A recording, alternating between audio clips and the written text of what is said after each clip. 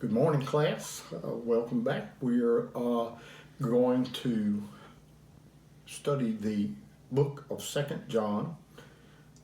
Today, it only has one chapter, so we will go through it. I want to define a word for you because I'm going to use it a couple of times. It's spelled Johannine, and it's pronounced Johannine, Johannine, and that means writings by John. Now, I don't know why it's spelled that way, because they could have put Johnine and everybody know what it was, but it is pronounced Johannine, and the commentaries use that all the time to express writings by John or whatever. The second epistle of John is very brief. It could have been written on a single sheet of papyrus of standard size. I mean, it's preserved primarily because it's a tribute to spirituality and inspiration. So it's a very important little book. I don't know why they have any kind of discussion about the authorship, but it may be because he doesn't identify himself. He refers himself as the elder. Now, that's not probably because he's an elder in a local church, but it might be an affectionate designation because it literally is interpreted the old man. It might be a designation that he would have been known by his readers. Some ancient evidence exists that the term elder could be used to designate any apostle or any original witness to the teachings of Christ. There's no reason to doubt the correctness of the ascription of this book to the Apostle John. Now, it's addressed to the chosen lady and her children. It doesn't mention any personal names, and the suggestion that the recipient was named either Eclecta or Kyria, that's not likely. It's been suggested that the writer adopted the literary form for this book, and a particular Christian church is personified as the chosen lady, and its members are called her children. So the personification of nations and cities as female personages is common in the Bible, and the Christian church is often referred to as the bride of Christ. So it makes sense that that's to whom the letter was written. So while the possibility that a particular Christian woman is addressed can't be totally excluded, it's preferable to treat the letter as addressed to a church. If so, the problems confronted by the church don't differ much from the ones confronted by the readers in 1 John. Here too, the author warned against the Antichrist. The error of which they were guilty, also as in 1 John, is a denial of the person of Christ. The epistle insists on obedience to God's commands, especially the command to love one another. There's not any independent data available to date this, but it seems to lie during the same time frame as 1 John. On that assumption, it may belong to the period just before the outbreak of the Jewish war against the Romans in Palestine in AD 66. And so a date in the early 60s is most probable guess. Right? The epistle begins in the way ancient letters usually began. The writer announced himself, stated the identity of the recipients, and offered greeting. But John didn't specifically name the chosen lady, and the text read naturally if a church were addressed. The preamble stresses truth and love are two major concerns of this letter. So let's look now at the first 3 verses of 2 John. The elder, to the lady chosen by God, and to her children, whom I love in the truth, and not I only, but also all who know the truth, because of the truth which lives in us and will be with us forever. Grace, mercy, and peace from God the Father and from Jesus Christ, the Father's Son, will be with us in truth and love. The elder commenced his communication by asserting that he loved the church and he loved its members, her children. All the people that knew the truth loved the church and her children. Seems to suggest that the church addressed was well known in Christian circles. It's called chosen because it was composed of God's elect Christians. The love of John and others of this community of believers was founded and predicated on God's truth. It arose because of truth which lives in us and will be with us forever. Christian love is by no means sentimentalism or humanistic compassion. That's not what we're describing in Christian love. It's motivated by knowledge of the truth which has been revealed in Christ. Truth is the basis of love. It's precisely this truth, on account of which the church is loved, that the church must be very careful to be on guard.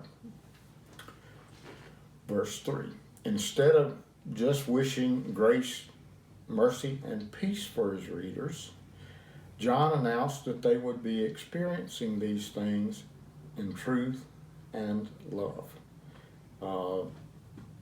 It's interesting that Paul and Peter in their greetings include only grace and peace, except for Timothy 1 and 2. The qualities of truth and love are precisely the ones John enjoined his readers to maintain. If they do maintain them, then they expect to enjoy the grace, mercy, and peace which comes from God the Father and from Jesus Christ. The fact that these blessings stem from both the Father and Son affirms the deity of Christ. God's blessings, favor, compassion, and inner harmony and tranquility are enjoyed in an atmosphere where truth and love are in control. John had written that truth will be with us. And now he added that grace, mercy, and peace will be with us.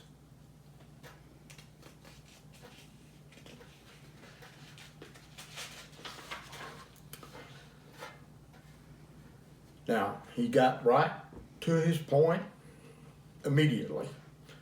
He expressed his concerns that the church would continue to be obedient to God and that the believers would resist all inroads by false teachers.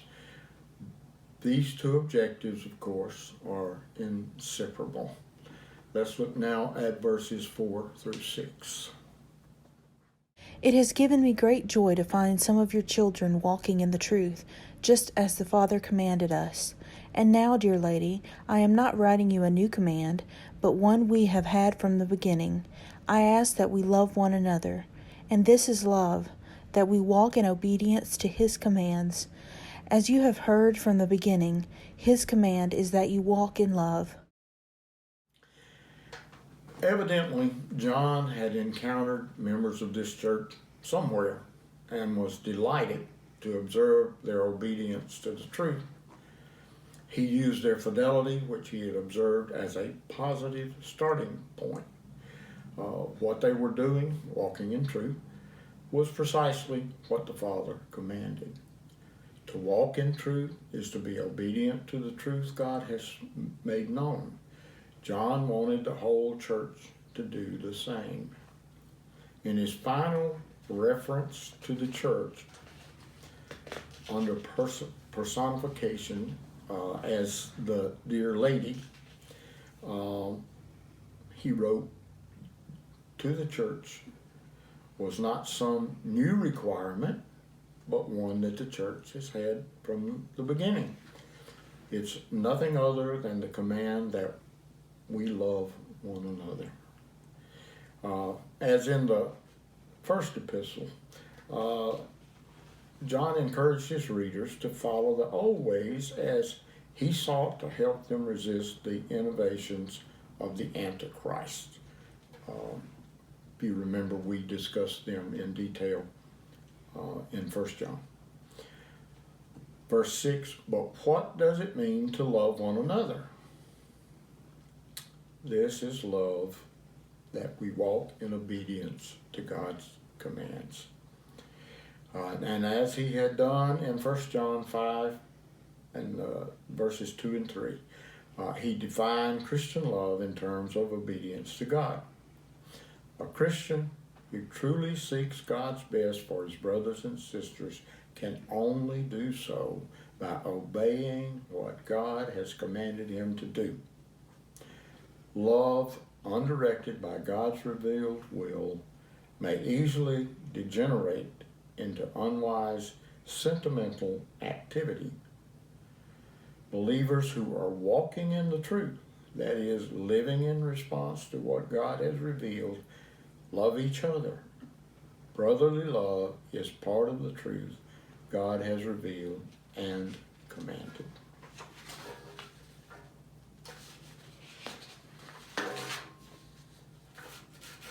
That was the truth revealed.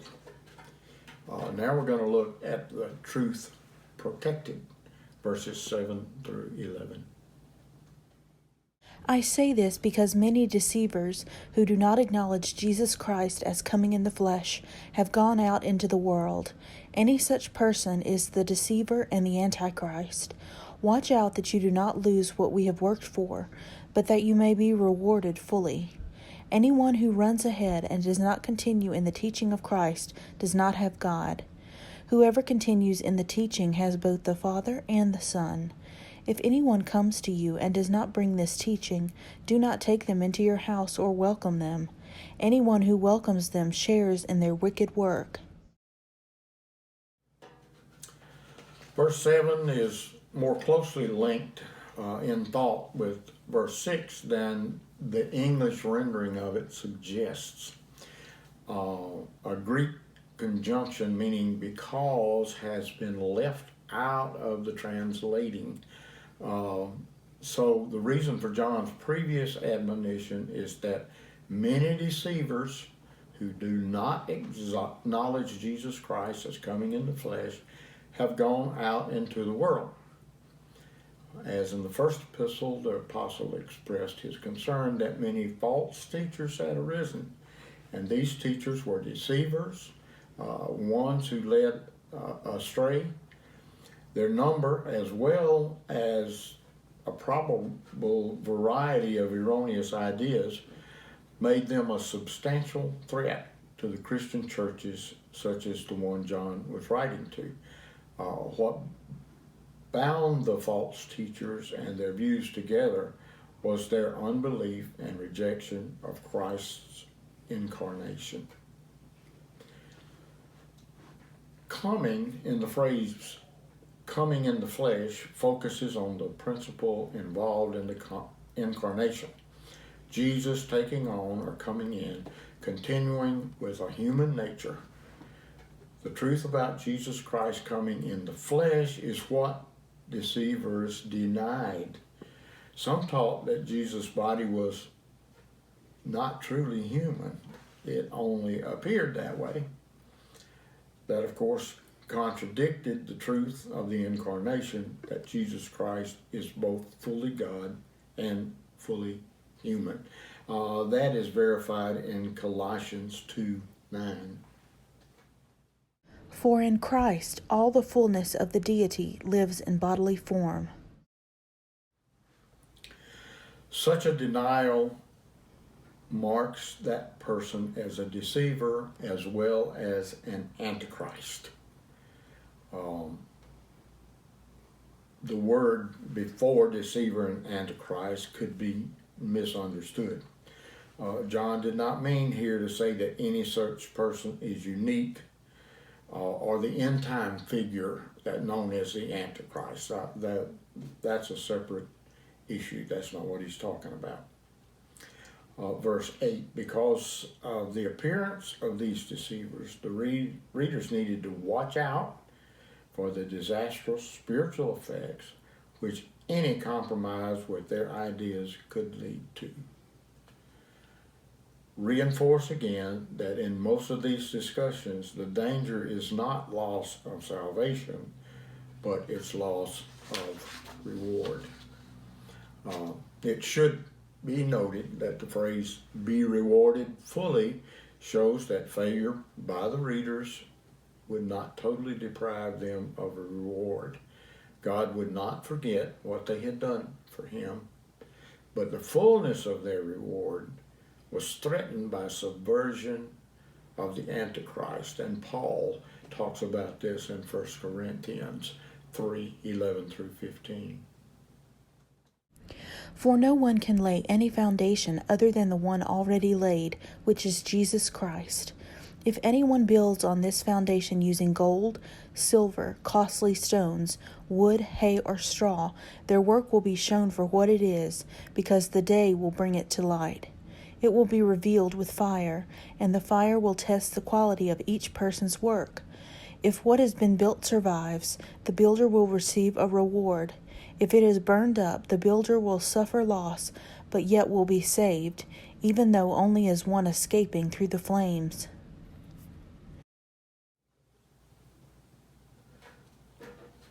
Verse 9. The danger is now spelled out clearly. Anyone who runs ahead, or that could also mean turns aside, does not continue in the teaching of Christ, does not love God. These words suggest strongly that the apostle was thinking here of defection from the truth by those who had once held it. The word continue renders the Greek verb meno, which we've talked about before. It's familiar because it's frequent use in John's letters, 23 times in 1 John. This is talking about people who had once had the correct beliefs and were not holding to them. New Testament writers were realists about the possibility of true Christians falling prey to heresy and warned against it. That's in the book of Hebrews, which we've studied. John had just cautioned his readers about possible loss of reward. So they were now cautioned not to overstep the boundaries of sound doctrine, but to remain where they were, to continue in the teaching about Christ. To deviate from the truth is to leave God behind. God is not with a person who does this. So, what such a person does, he does without God. This, of course, does not suggest loss of salvation either. Instead, it points to a doctrinal deviation with its accompanying disobedience. In contrast with the defector from the truth, whoever continues in the teaching has both the Father and the Son. This says that God is with those who persist in the true doctrine about Christ. But John, no doubt, had more in mind than mere creedal orthodoxy. He used meno again, his characteristic word in Johannine epistles for life, a life of fellowship with the Father and the Son. For John, a person who continues in the teaching is one who abides, makes his home there. His connection with truth is vital and dynamic, so he has a dynamic relationship with God whose commands he's obeying. Abiding and obedience are inseparable in Johannine thought. Told you I was going to use it twice. If anyone comes to you and does not bring this teaching, do not take them into your house or welcome them. Anyone who welcomes them shares in their wicked work. But continuing, verses 10 and 11, but continuing in the truth about Jesus Christ calls for a firm response against those who became purveyors of false doctrine. So, John added, if anyone comes to you and does not bring this teaching, do not take him into your home or welcome him. In the Greco-Roman world of John's day, a traveling philosopher or religious teacher was a familiar phenomenon. Christian preachers traveled and relied on local believers' for support and hospitality. But the readers of 2 John were urged to be discriminating. If someone comes to them in the role of a traveling teacher without also bringing sound doctrine, he should be refused help. The Greek word for bring is phero, to carry, which continues the travel motif.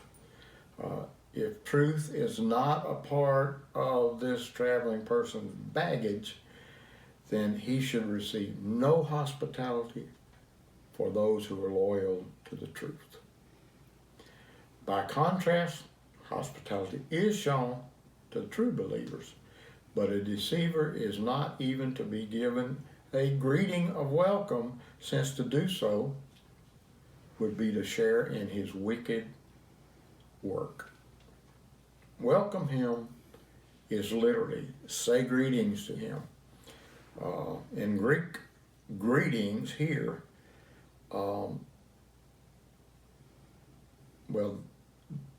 using the greetings here was used as a cordial address of welcome or farewell. Something like we would say, I'm glad to see you, or I wish you well.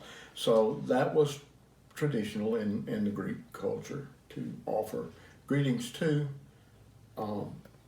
friends. To some modern minds, these instructions seem unduly harsh and rigid. A great part of the problem, however, lies in our modern inclination to be highly tolerant of religious differences. We should frankly face the fact that the New Testament writers did not share this spirit of toleration. Their commitment to the truth and their consciousness of the dangers of religious errors call forth many stern denunciations of false teachers. Not surprisingly, this modern age, having a diminished sense of the dangers of heresy, has lost its convictions about the truths. But the passage ought not to be taken beyond the writer's intent. He was thinking about false teachers actively engaged in disseminating error. In this activity, they are not to be helped at all. Even a word of greeting might tend to give them a sense of acceptance that could be misconstrued. The readers were to make plain from their aloofness that they in no way condoned the activities of these men. The same must be true today. John did not directly address the questions of how efforts should be made to win such people to a recognition of the truth. Yet it is clear that any such efforts must be conducted so that they are not confused with any form of approbation. And I looked that up. Approbation means approval or praise. So they were not to do anything that would be confused with any kind of acceptance or approval or praise of what the Antichrist was doing. Verses 12 and 13 are the farewell. His farewell is similar to his words in 3 John 13, which we will look at later. I have much to write to you. I do not want to use or do so with pen and ink. I hope to visit you, talk face to face with you, and like the format of the letter as a whole, such conclusions were probably conventional. This in no way suggests that they were insincere. That's just the way they finished letters. Let's look at verses 12 and 13. I have much to write to you, but I do not want to use paper and ink. Instead, I hope to visit you and talk with you face to face, so that our joy may be complete. The children of your sister, who is chosen by God, send their greetings. John indicated that he had much to write to them, but preferred face-to-face communication. He anticipated a business soon when he would have more to say to them. Such a personal visit would make his joy complete. He loved the people in this church. He gave farewell greetings from the children of your chosen sister. If the letter were written to an actual Christian woman, one would expect the greetings to come from her sister, not from her sister's children.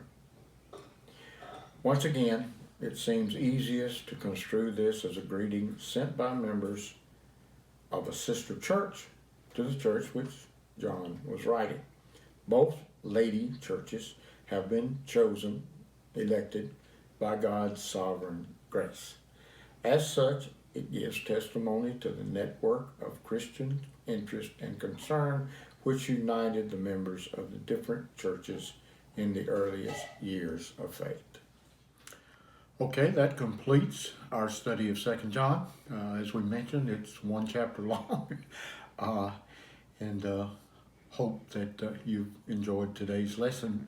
Next lesson, we're going to look at 3 John, which is also just one chapter, but like 2 John, it contains some truths that we need to know. So I'll look forward to seeing you next time as we complete our study of the epistles of John.